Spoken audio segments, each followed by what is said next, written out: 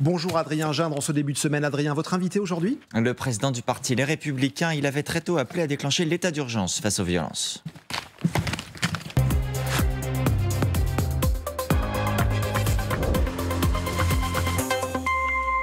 Bonjour Éric Ciotti. Bonjour. Merci beaucoup d'être là ce matin. On redoutait une 6e nuit de violence. D'après les premières informations de la nuit, elle a été plus calme. Il y a tout de même encore 157 interpellations. C'est tout de même beaucoup moins que les 719 de la nuit précédente. Est-ce que vous y voyez le début d'un retour au calme? En tout cas, je l'espère et je le souhaite. Et nous avons, en tout cas, tous les républicains, tous ceux qui veulent protéger la République, appelés à ce retour au calme. Il est nécessaire, il est indispensable. Notre pays a besoin de paix civile, a besoin de sérénité. Et pour cela, il fallait que la République montre aussi sa force face à cette barbarie qui s'est déchaînée, cette violence inédite, ces pillages, ces incendies criminels qui ont dévasté des centaines de bâtiments publics, des écoles, plus de 200 écoles ont été atteintes, des mairies, ce qui est totalement insupportable.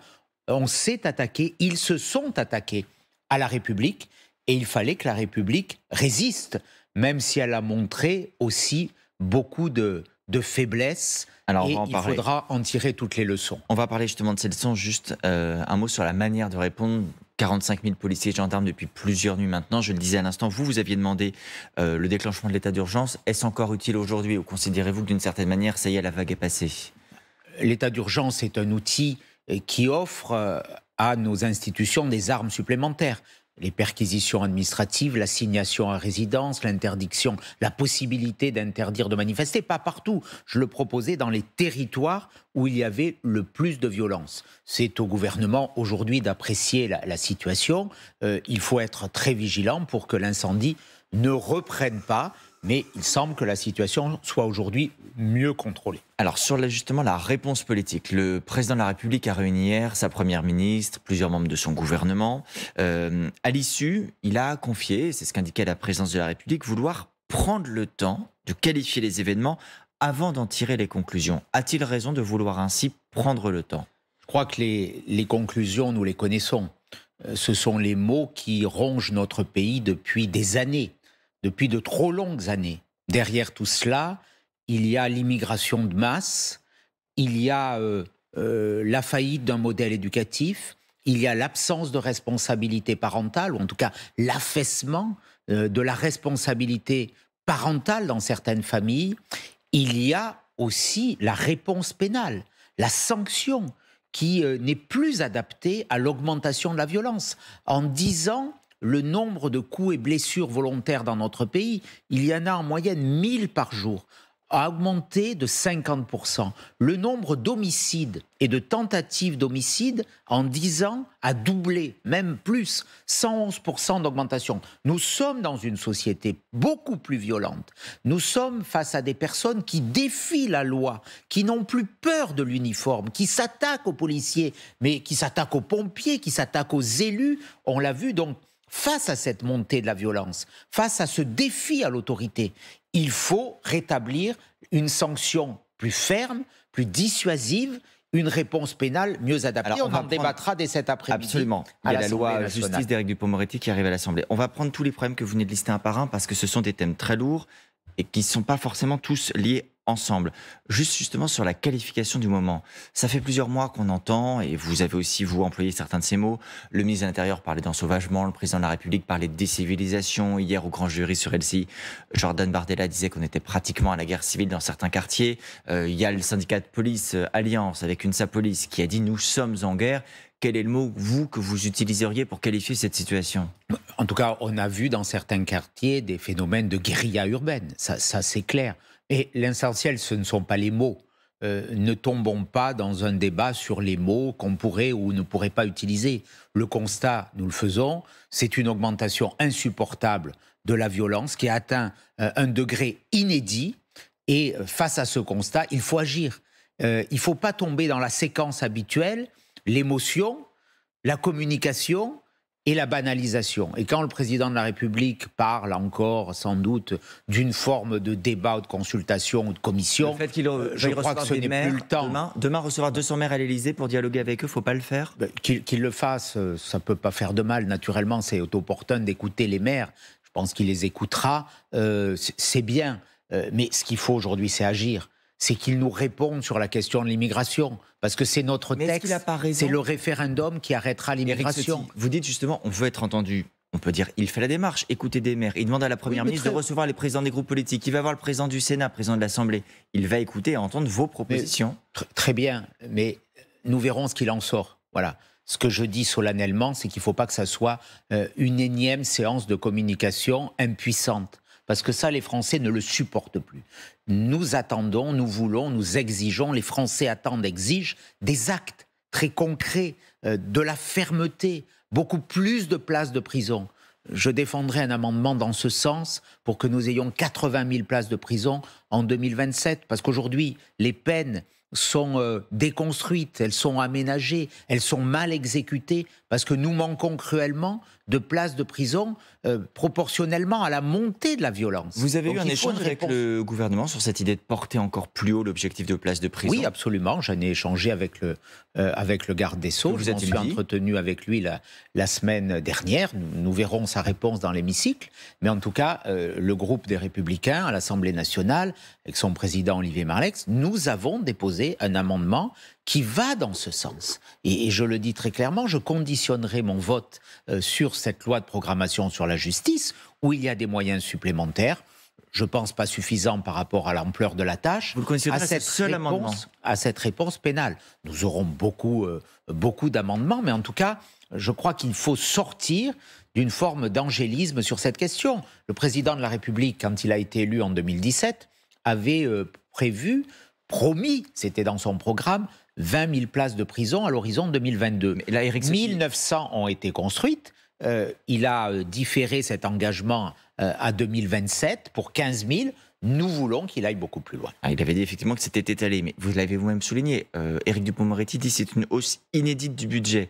11 milliards d'euros en 2027, l'embauche de 10 000 personnes, dont 1 500 magistrats. Est-ce que tout ça, au contraire, c'est pas souhaitable? Ça ne justifie pas un vote positif. Ça va naturellement dans la bonne direction, mais nous le disons dès aujourd'hui, par rapport à l'ampleur de la tâche, par rapport au retard accumulé, par rapport à la comparaison avec d'autres pays qui consacrent beaucoup plus de moyens à la sécurité et à la justice, on reste en retard. On reste très en retard. Vous savez, quand on dépense 1 000 euros d'argent public, on dépense aujourd'hui à peine 15 euros pour la sécurité et 7 euros pour la justice. Donc, est-ce que c'est responsable? Est-ce que c'est à la hauteur des défis? Il faut nous armer beaucoup plus, juridiquement, budgétairement, moralement, je dirais aussi, d'où le débat sur l'école, face à la montée de la violence, de la criminalité, parce que là, on parle de criminalité. Ceux qui ont brûlé, ce sont des criminels. Vu l'ampleur des débats et la gravité de la situation dont vous parlez, hier sur ce plateau, l'ancien président François Hollande disait qu'il doit y avoir aussi dans le pays une forme d'unité nationale.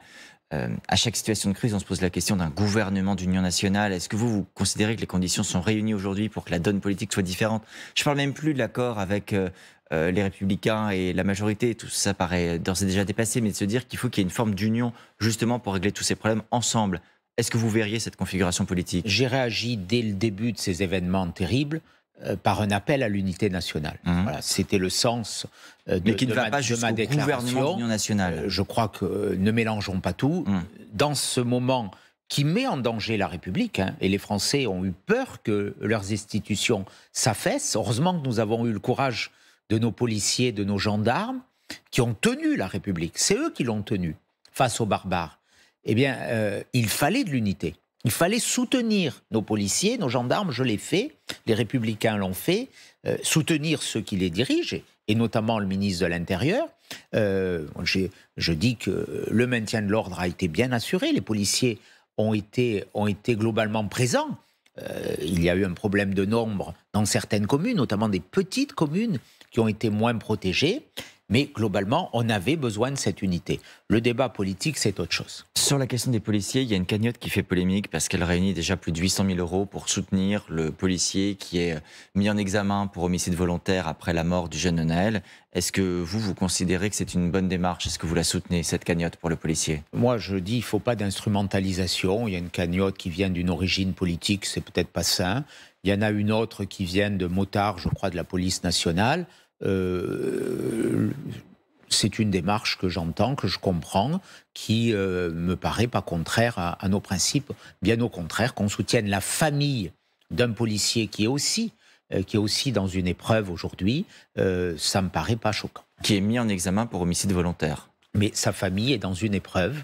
Les circonstances diront s'il est coupable ou non. C'est à la justice de le dire. On ne peut pas au préalable faire des procès médiatiques, mais il y a une famille qui souffre et il y a des policiers qui sont solidaires et qui l'ont dit.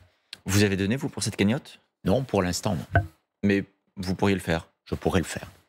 Vous avez souligné aussi tout à l'heure que des bâtiments ont été visés. Nos mairies, bien sûr, ce week-end a été marqué naturellement par l'attaque contre un maire Les Républicains, Vincent Jeanbrun à l'Haye-les-Roses, dans le Val-de-Marne. Il y a un appel qui a été lancé pour un rassemblement devant les mairies. Aujourd'hui, à midi, à l'Haye-les-Roses, ce sera à 15h, pour d'autres communes à 18h. Est-ce que cette initiative apporte quelque chose? Est-ce qu'elle fera avancer, de votre point de vue, la situation de notre pays, au-delà de l'aspect symbolique, bien sûr? Je crois qu'elle est importante. Je serai à 15h personnellement à l'Haye-les-Roses, aux côtés de Vincent Jeanbrun. J'étais jeudi dernier à ses côtés, dans une cité où une mairie, enfin une annexe de la mairie avait été incendiée, où une villa avait failli brûler. On a vu avec Vincent Jeanbrun les habitants qui avaient vécu une nuit quelque part de terreur. On a vu ces inscriptions, brûle la mairie, brûle les keufs. Le lendemain, elle me visait personnellement d'ailleurs, dans cette cité. Vous-même, vous avez craint pour votre sécurité? Ou vous craignez aujourd'hui pour votre sécurité? Non, c'est pas le sujet. Je crains pas. Mais il y a cette situation où de plus en plus d'élus sont attaqués, sont menacés, sont pris à partie, parce qu'on s'attaque au symbole de la République. On s'attaque à l'uniforme. On a vu et on a entendu des commentaires disant il y a une émotion et il y a une colère contre les policiers. Mais cette colère, pourquoi elle se porte contre les élus? Pourquoi elle se porte contre les sapeurs-pompiers? Parce que ceux qui sont animés par cette haine de nos institutions veulent détruire la République et ils s'attaquent au principe d'autorité. D'où la nécessité, parce que le temps des réponses doit venir, d'avoir des sanctions beaucoup plus lourdes, des peines planchées, des peines minimales systématiques pour ceux qui touchent un uniforme de la République ou un symbole de la République, que ce soit un gendarme, un pompier, un policier, un militaire, un élu, un médecin, qui sont quelque part les cellules vitales de notre démocratie. Vous dites une peine planchée, quelle serait pour vous la peine souhaitable? En tout cas, il faut aggraver les peines. Dans le code pénal, il y a naturellement des peines adaptées à chaque délit. Il faut que le fait de s'attaquer à un uniforme soit plus sanctionné et soit systématisé. Vous avez tout à l'heure fait... Il faut envoyer un vrai message. Celui qui touche un uniforme de la République, le soir même, il doit dormir en prison. C'était rarement, faut quand même un jugement, c'était rarement le cas. Il peut y avoir des comparutions immédiates, je vais très vite, mais il faut que le message, il faut que la réaction, elle soit rapide, elle soit forte. On ne peut pas convoquer un mineur 8 mois après, on ne peut pas convoquer un délinquant plusieurs mois. Dans le cas des mineurs. Une question, parce que vous avez fait allusion tout à l'heure à l'autorité parentale. Le président de la République en a parlé aussi la semaine dernière, quand il dit c'est la responsabilité des parents de garder les enfants à domicile, la République n'a pas vocation à se substituer à eux. Il a raison. Qu'est-ce qu'il faut faire? Il faut rétablir la loi que j'avais faite voter en 2010 et qui a été abrogée par M. Hollande et que M. Macron a refusé par 2 fois, lors du débat sur l'école et lors du débat sur la loi séparatisme, de réinstaller. Je prévoyais dans cette loi, et elle s'est appliquée à la fin du quinquennat de Nicolas Sarkozy pendant 1 an, de supprimer les allocations familiales aux parents qui avaient un défaut dans le suivi de leurs enfants, notamment sur la situation. La loi sur l'absentéisme scolaire. Qu'il puisse y avoir de l'emprisonnement, de l'amende pour les parents défaillants. Mais est-ce que vous imaginez réellement qu'un parent qui est déjà en difficulté, avec moins d'argent, voire de la prison, soit plus en capacité de gérer son enfant? Ce dispositif existe dans le Code civil. Hein, quand on se marie, on vous lit l'article, je crois que c'est l'article 371 du Code civil, qui parle de l'autorité parentale, les droits et les devoirs.